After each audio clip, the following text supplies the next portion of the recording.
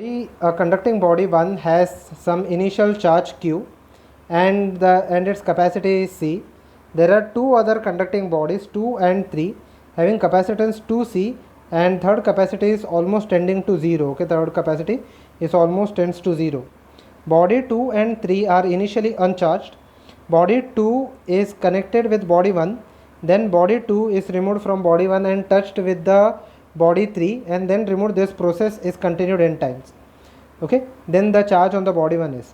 Now if I consider a conducting body, let us say its capacitance is equal to C, and over here initially the charge over here is equal to, over here initially it has a charge, okay, initially it has a charge over here, okay, which is equal to, which has a capacitance C, okay, and there are two other bodies 2 and 3 with capacitance 2C and almost equal to infinity.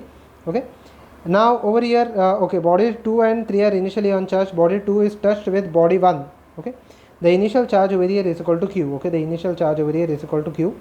So body 2 is touched with this body. Okay, then the charges will be developed till the potential becomes equal.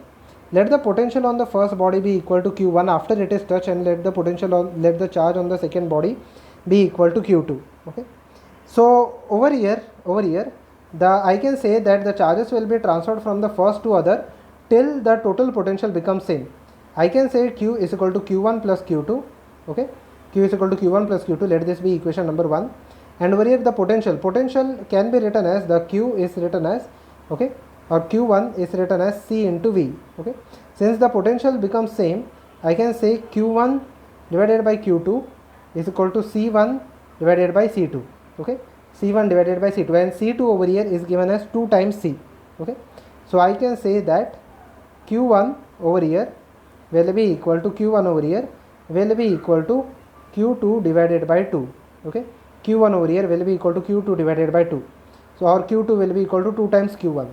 So when I substitute q2 is equal to 2 times q1 in the first equation, it will be equal to, now the total charge over here will be on the first capacitor will be equal to q divided by 3. Okay, this is the total charge developed. q1 over here will be equal to q, or I can say that it will be equal to capital Q divided by 3. This is equal to q1. Okay, now the second capacitor is taken away from the first capacitor. Now both of them have gained the same potential, and the second capacitor is touched to the third capacitor of almost infinite capacitance. So if the capacitance over here is infinite, and if I substitute the same formula, all the charges will be drained on the capacitor 3. Okay, all the charges will be drained on the capacitor 3. Okay, when all the charges are drained on the capacitor 3, again the charge over here is equal to 0. Okay, now it is again touched to the capacitor C1. Okay, now the capacitance over here is, that is the original charge is equal to q1.